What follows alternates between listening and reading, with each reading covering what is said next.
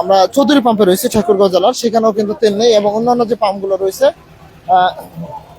সেই পাম্পেও কিন্তু তেল নেই। আমরা এখন পর্যন্ত এমনটা জানতে পেরেছি এবং আপনাদেরকে দেখাচ্ছিলাম যে যারা ক্রেতা রয়েছে তারা কিন্তু বারবার ঘুরে যাচ্ছে। বিশেষ করে মোটরসাইকেলে অনেকেরই আমি যেটা লক্ষ্য করেছি যে তেল না থাকাতে কিন্তু তারা বেশ সমস্যা পড়েছে। বিশেষ করে আমি যদি বলে রাখি যে আপনাদেরকে যে তেল না থাকার ফলে তারা কিন্তু মোটরসাইকেল একেবারে তেল না থাকার পরে হেঁটে হেঁটে কেউ কাউকে কাউকে দেখা যাচ্ছে যে মোটরসাইকেল ঠেলে নিয়ে যাচ্ছে, এরকমের দৃশ্য চোখে পড়েছে। সবকিছু মিলিয়ে যদি বলি যে ঠাকুরগাঁয়ে একেবারে তেল, পেট্রোল এবং অকটেল শূন্য হয়ে পড়েছে এবং স্থানীয় যারা রয়েছে তারা কিন্তু দাবি যে প্রশাসন সহ সরকার যারা রয়েছে তারা যেন দ্রুত ঠাকুরগাঁয়ে যে তেলের যে ব্যবস্থা সেটা যেন তারা করে, তেমনটাই কিন্তু তারা জানিয়েছে। এবং আমরা যে পাম্পে রয়েছি সেই পাম্প সহ অন্যান্য যে পাম্পগুলো রয়েছে সব পাম্পে কিন্তু একই দৃশ্য দেখা দিচ্ছে এবং এখন পর্যন্ত তেলের যে সন্ধান সেটা কিন্তু আমরা যতটুকু জানতে পেরেছি ডিপোতে তাদের গাড়ি গিয়েছে এবং গাড়ি আসলে পরে বলা যাবে যে তেল কি পরিমাণ পাচ্ছে তারা। তবে তারা চেষ্টা চালাচ্ছে যেন ঠাকুরগাঁওবাসীকে তেল যেন সরবরাহ করতে পারে, সেই জন্য তারা চেষ্টা করতেছে এবং আমরা এমন দৃশ্যই কিন্তু দেখতে পাচ্ছি। এবং আমরা দেখছি আরেকজন গ্রাহক কিন্তু এসেছে। ভাই তেল কি পাইছেন কোথাও? আমি তো এখানে আসলাম, উনি বলতেছে তেল নেই। জানেন কি যে তেল শেষ হয়ে গেছে? আমি জানি না যে তেল শেষ হয়েছে, ওনারা বলতেছে তেল শেষ হয়ে গেছে। গাড়িতে তেল কিরকম আছে? আমার তেল নেই, অল্প মনে হয় 20-30 টাকা তেল আছে মাত্র। বাসা যেতে পারবেন? না, বাসা যাওয়া যাবে না, তেল তো নাই। তেল নেই গাড়ি। আমি একদিন পর 100 টাকা তেল নেই, আর আমাকে না করতেছে। প্রতিদিন তেল নেন আপনি? একদিন পর নিয়ে 100 টাকা। আপনার তো গাড়িতে একেবারে তেল নাই। না, আমার তেল নাই গাড়িতে, আমি কিভাবে চলবো এখন? গাড়ি কিভাবে চালাবো? মানে বাসা যাওয়ার কোনো উপায় নেই? না না, বাসা যাওয়ার কোনো উপায় নেই। তেল দিচ্ছে? না না, তেল দিচ্ছে না, বলতেছে তেলে পাম্পে তেল নাই। পাম্পে তেল নাই, ওরা তো রাতে তেল শেষ। আপনার কি অবস্থা তেলের? আমারও ওই ভাই একই অবস্থা, আমারও তো তেল নাই।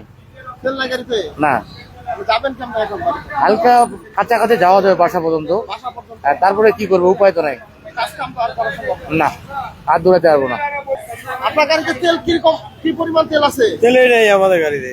তেল নাই? তেল তো পাম্পে পাওয়া যাচ্ছে না, কি করবে? কি করবো, আমরা তো গাড়ি এখন ঠেলে নিয়ে যাবো। মানে কি অবস্থা আপনাদের তেলের বলেন তো? আপনাদের তো আমরা বেশ কয়েকটা পাম্পে একই চিত্র দেখছি। আর ডিপোতে কি বলতেছে, ডিপোতে আছে কিনা আপনাদের গাড়ি লাগানো আছে কিনা? না, ডিপোতে কবে তেল পাবেন? সেটা শিওর বলতে পারতেছি না, আমাদের গাড়ি গেছে আনতে, এখন দেখা যাক কি হয়, আল্লাহ ভরসা।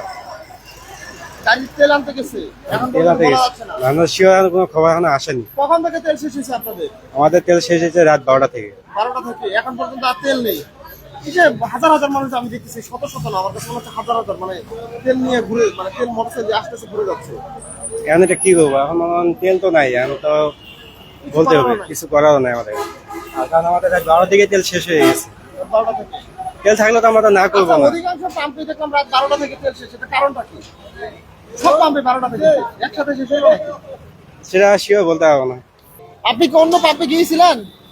এই পাম্পে আসলেন না অন্য পাম্পে গিয়েছিলেন? আমি অন্য পাম্পে যাইনি, এখান থেকে সব সময় নেই, তো আজকে এই যে এই পাম্প থেকে নিতে আসলাম, এখন তো না করছে, তেল নেই। তেল নেই। আচ্ছা, এই যে তেল না থাকাতে কি পরিমাণ, মানে এখন তো বাসায় যাওয়া যাবে কিনা আপনার? বাসায় যাওয়া যাবে না তো, আমি তো এখানে কোন রকম আসছি, এই যে এখন বাচ্চাকে স্কুল থেকে নিয়ে আসলাম, এখন আমি যে বাসায় যাব, এটাই তো আমি খুব দুর্ভোগে পড়ে যাচ্ছি।